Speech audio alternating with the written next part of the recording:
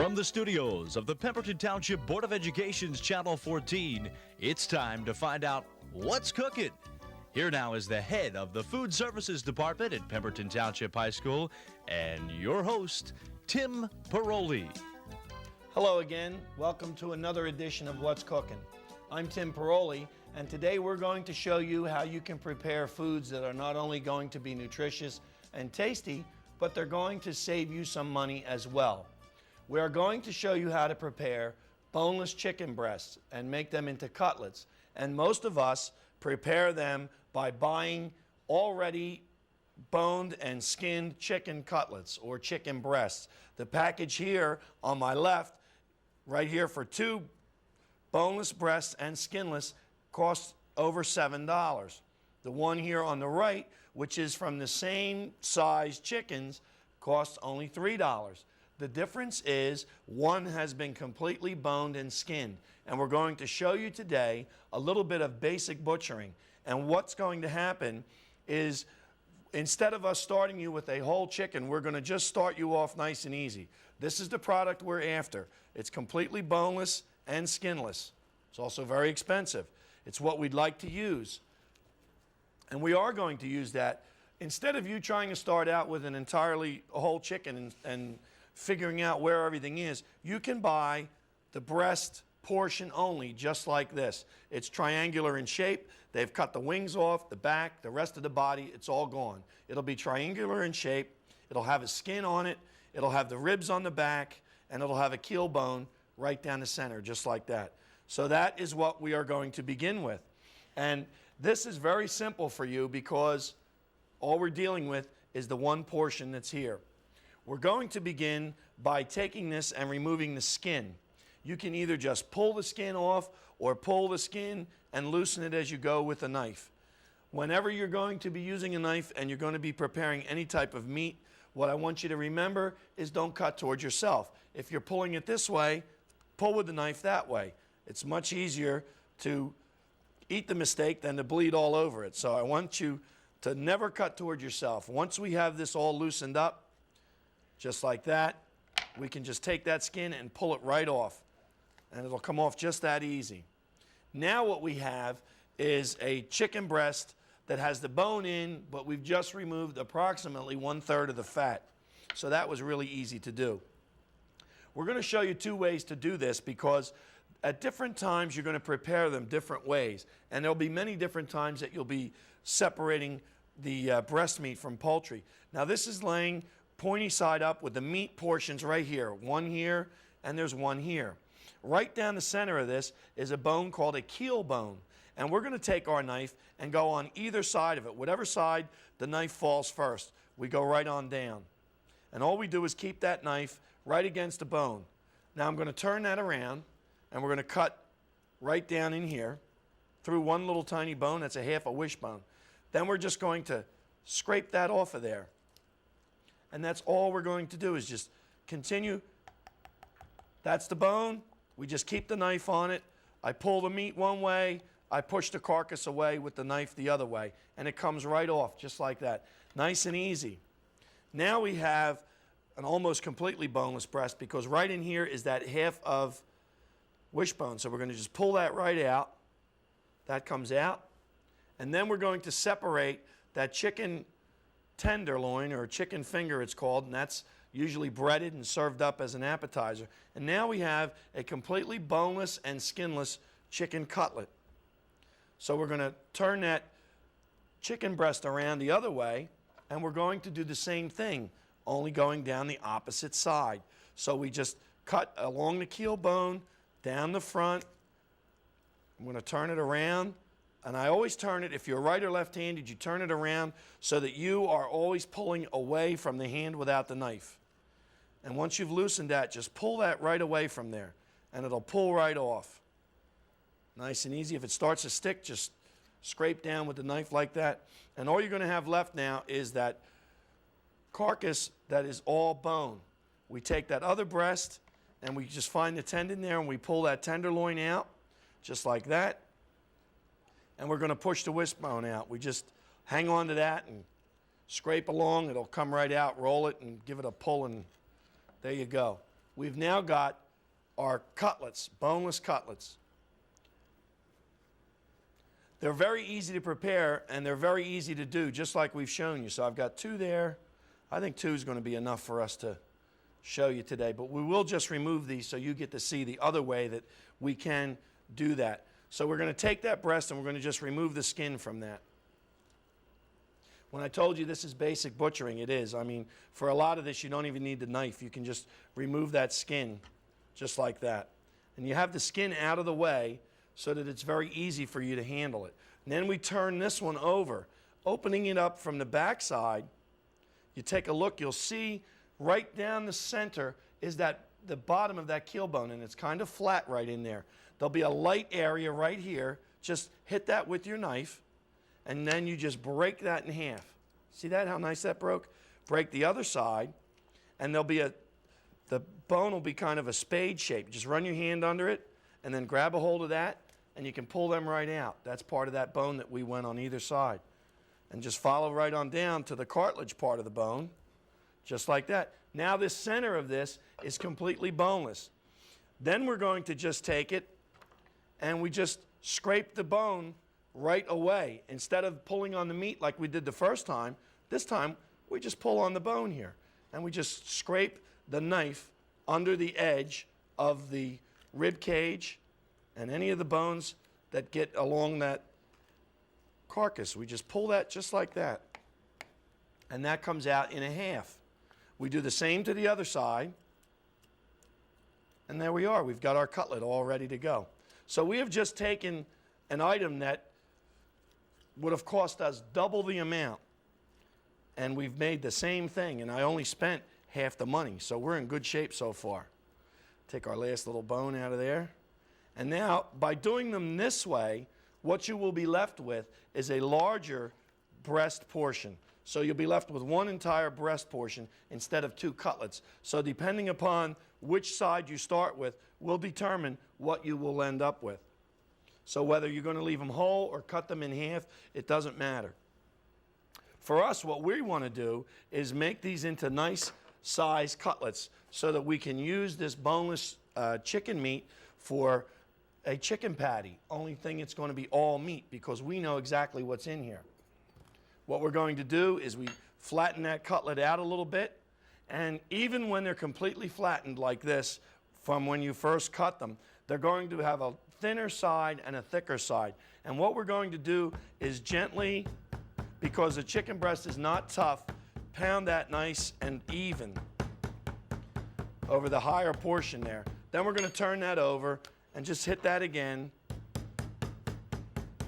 And what we wanted to do is just to make sure that the chicken breast is completely the same thickness all the way down.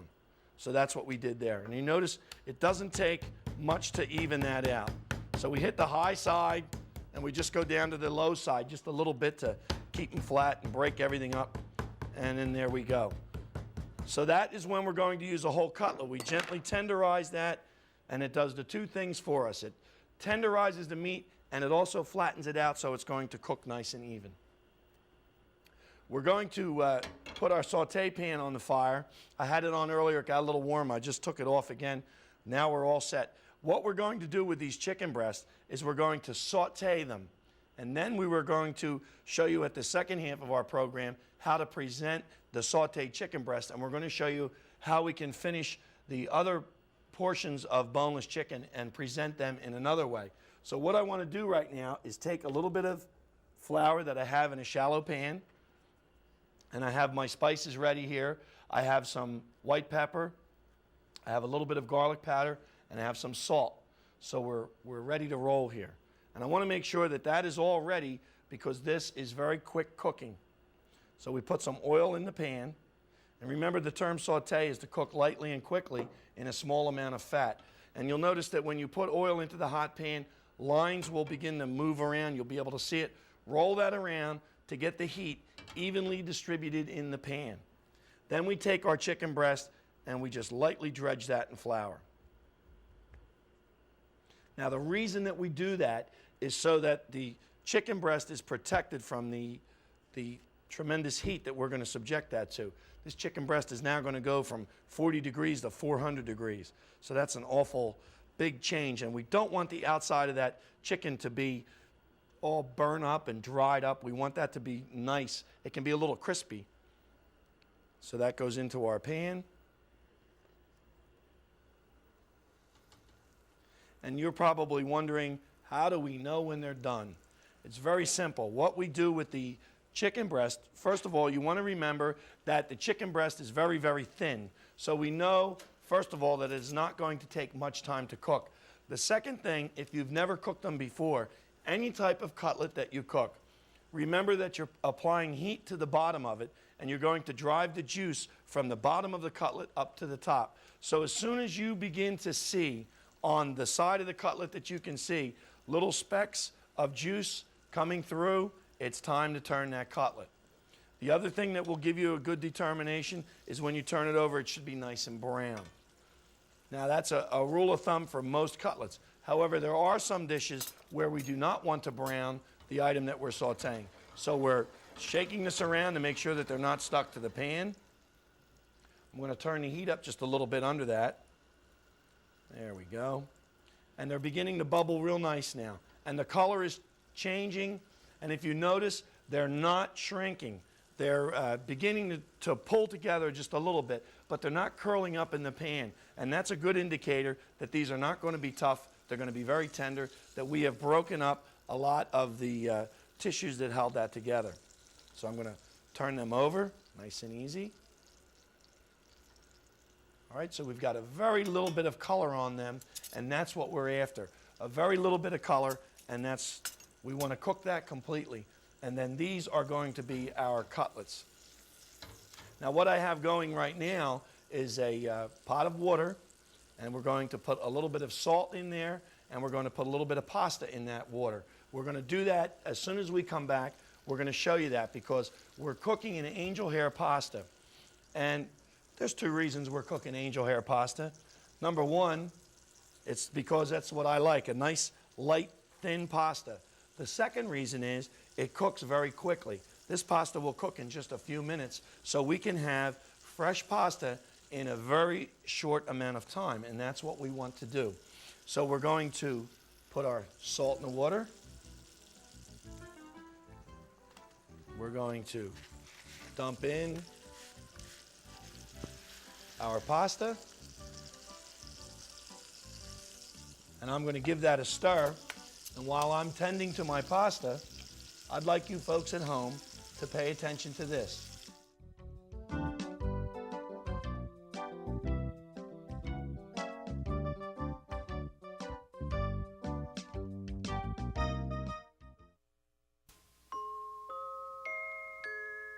Here's one time it doesn't matter who your neighbor is.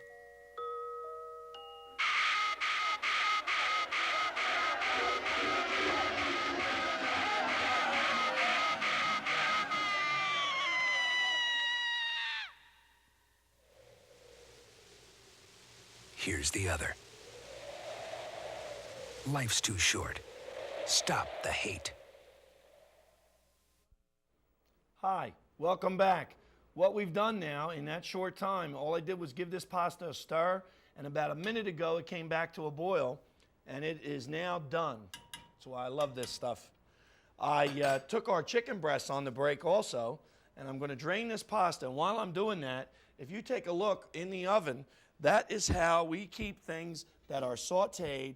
We keep them hot and ready for service. Now all that means is it's a sauteed dish, and I know we want to get it ready as soon as we can, so I have them ready, and they're in here, and it's at a nice low temperature, so it's not going to cook them. Yes, that oven is on. Okay, so they're going to continue in there. They're going to stay nice and warm. We'll shut this off, as a matter of fact, like that, and that chicken breast will be all ready when it's time to serve it. The angel hair pasta is here. It is done. What I'm going to do to that, as soon as I find my spoon, is put a little bit of butter on that, a little bit of olive oil, and we're going to give that a stir so that that is not going to stick.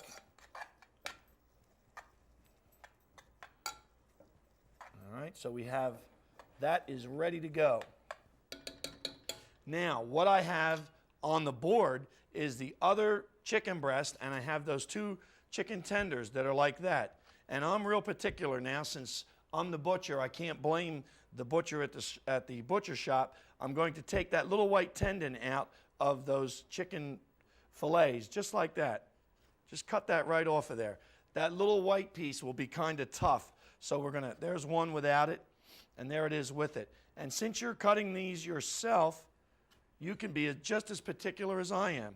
So we're gonna turn over that double, trim off the fat.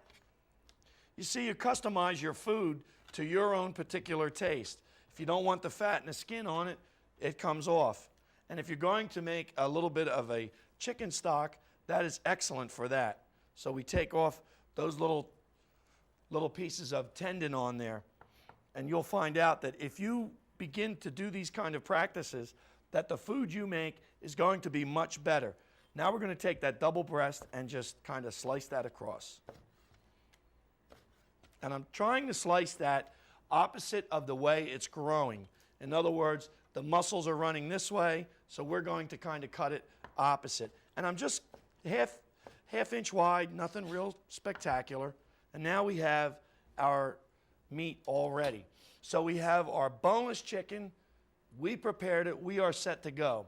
What we're going to do now is make this boneless chicken into a nice sauteed dish. So what I want to do, again, whenever you hear me use that term saute, remember that it's going to be something that we're going to cook rather quickly. So when you're going to saute something, we'll stick this spoon over here for now, we want to make sure that we have all of our ingredients ready to go. And this chicken breast, since it is boneless and skinless, we are going to make a little bit of a boneless chicken pasta dish. And I have a little bit of cooked rotinis here, just a little bit, because we're mainly interested in this for the protein, the meat of it. We have chickpeas. We have them. They're also very good, high in protein, but they're very tasty, and they're going to be a little different for you. We have some fresh garlic here, and that's going to give us a different taste other than the powdered garlic. Now, you know we've shown you powdered and we've shown you granulated, and we're going to show you some fresh garlic in here today. And the reason for that is I want to vary the taste of the food. We're doing the same food all the time. If we're doing it in a different preparation, we change 2 or 3 of the ingredients, that's going to completely change the taste of the food. So this is a bulb of garlic when you're purchasing garlic. That's a bulb. Put it in a towel. Give it a hit. Make sure you're leaning there when it does. What we have now, not smashed garlic, not yet. We have cloves of garlic. So we buy it in a bulb. It's measured by the clove. So we're going to take 1 clove of the garlic. Now, if you love garlic, you can put a couple of them in there. But I'm going to take the 1. And we're going to use the flat side of the knife. And that's why some of the kitchen knives are so big. We take the flat side, give that a hit. And we're just going to knock that right out of there. All right. We're doing 2, by the way. So we're going to pop that right out of there. And then we're going to puddle this with a little bit of oil. And these we are going to slice. A lot of times you've seen me, I'll hit this garlic a second time. What we're going to do with this is just cut that nice and thin. This is a dish where you're going to want to see the garlic. What we're going to do to this garlic is we're going to let this one brown just a little bit. And garlic will do a lot of different things. If you cook it, the way you cook the garlic will determine how it tastes. If you take this garlic and just throw that into a soup and it's just boiled, it's going to have one particular garlic flavor to it. If you saute it like we're going to do today, and you're going to saute it but not brown it, it's going to have another different taste to it. If you saute it like we're going to do now and saute it real brown, it's going to take on a nut-like flavor. And the garlic, the traditional garlic taste that we're used to will not be there. So we're going to brown this up real good. So it's a saute dish. There goes our fire. Nice big fire. And I'm reusing the pan that we used earlier. So the pan that I sauteed the chicken breast in is the same pan I'm going to make this dish in. Now, I've told you before, when we're cooking garlic, we try to arrest or stop that cooking process. And what we're going to do, this cold chicken meat going into this hot pan is going to do just that. So the garlic's going to cook, it's going to brown, we're going to stop it with the chicken breast, and then I'm going to continue on with the seasonings that we're going to use. This particular dish is going to be very strong in the basil and very, very light in oregano. Now, you're probably looking at these two cups and you're wondering, how can we tell the difference? We can't. No, we can. What we can tell by looking at the basil is going to be greener and it is going to be a little leafier than the oregano. The oregano is going to be more of a lighter color. Now, we're using a sweet basil and oregano leaf. And the difference is the oregano is going to be yellower, kind of dark.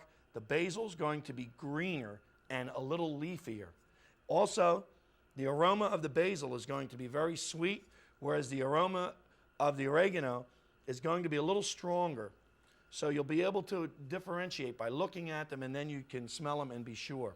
We're going to start this with a little bit of oil. We're going to put in a little bit of butter.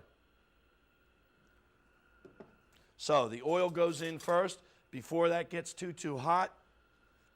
Look at this. Can you believe it? We're going to put just a little bit of butter in there. What we're actually going to do is to fry the butter in the oil, and then I'm going to add the garlic to that. So this butter's going to foam up once. As soon as it foams up, in goes the garlic. Now I'm going to put the chicken breast right on the knife blade so I'm ready. I shake that around. That's going to bubble. Well, you got to smell this. This is great. Now we've got that, shaking it around. You can see how that's bubbling. And I'm watching the garlic and I'm watching the butter. If I put it on the fire, it'll probably cook a little better. There we go. And we've got that. Now it's just now beginning to change color. And that's what we're looking for. The butter is going to brown a little bit, and that'll give us a hazelnut kind of a flavor. And we're going to bring out the nutty flavor of garlic. If you've ever had roasted garlic, you know that its flavor is completely different. And the aroma is now changing. There they go. They're browning. They're still browning. They're brown. Now we put the chicken in there to stop that. We're going to add the chickpeas to that.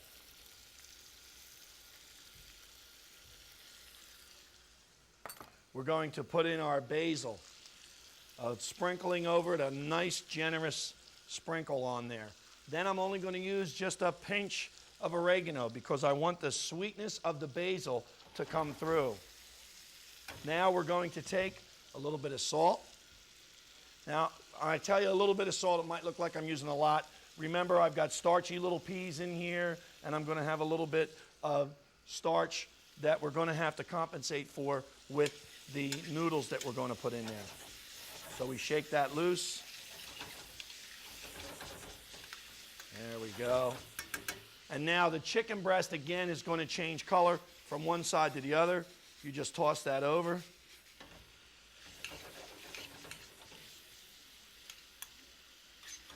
All right, now once that chicken breast is beginning to brown, we're going to add our little bit of pasta to that.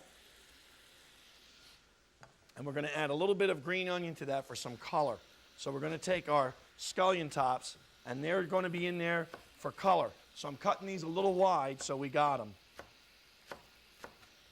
Nice and wide, and they're going in. And you're going to have a wonderful medley of color there. Okay, we're going to shake that around a little bit, turning over all the chicken, making sure that every bit of it is exposed to the bottom of the pan. And I keep shaking that so that we get that all over, and then we'll flip fry that. There's one that's got to be done. And as the heat begins to build up in the pan, what we're going to do to that is slow this down now, and we're going to add a little moisture to that. We could use water. We're going to use a little white wine today.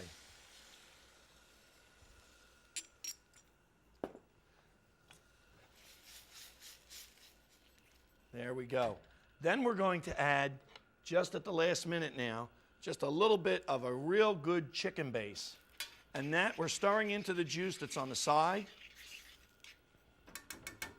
And that is going to bring this juice that's in here to a real nice, strong chicken flavor.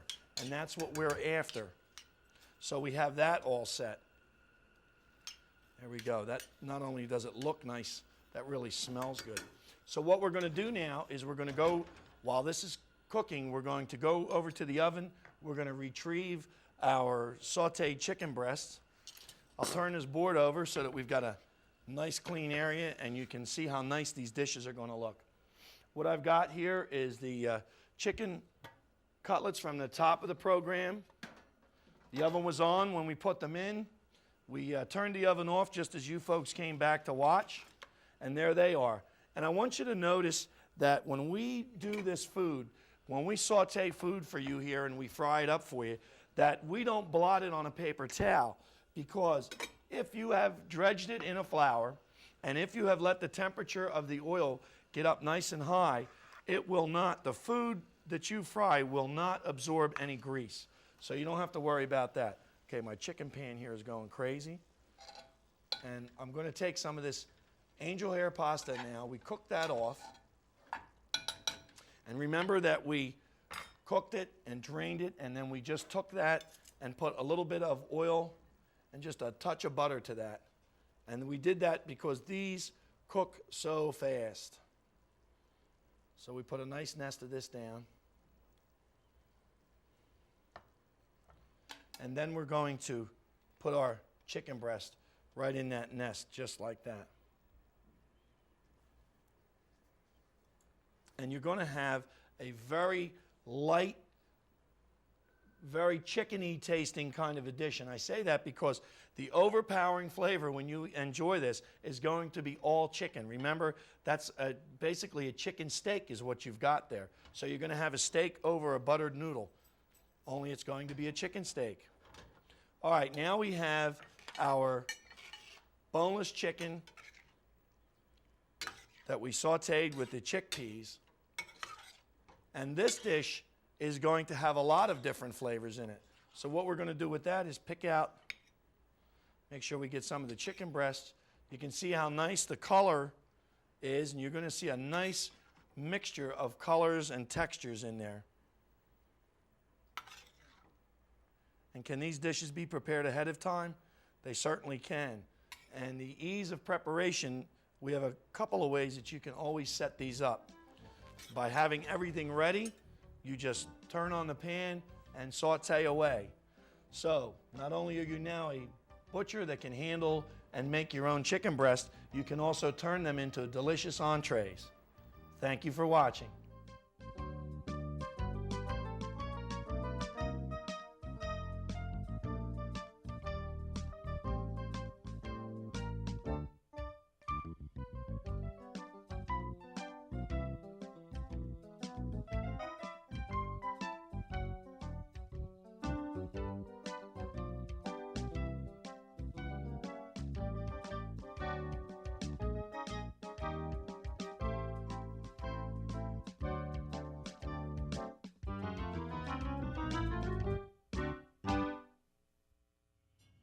My friend Nancy's been doing a lot of drugs. I know it's catching up with her. I can see it coming. But what can I do? If I say anything, she'll think I'm not cool. And I don't want to lose a friend. I mean, it's her life. Right? If you have a friend who's in trouble with drugs, don't just stand there. Do something. I see Latin lunch. If it's going to happen for you, it's because you make it happen. Radio check, 123 666, 7 miles northeast with the cardiac. The answer could be an Air Force ROTC scholarship. You'll get an education and the training to become an Air Force officer. In-flight emergency. With an Air Force ROTC scholarship, you can go as far as your talent and drive take you. Aim high, Air Force. You're watching Channel 14. Pemberton Township Board of Education Television.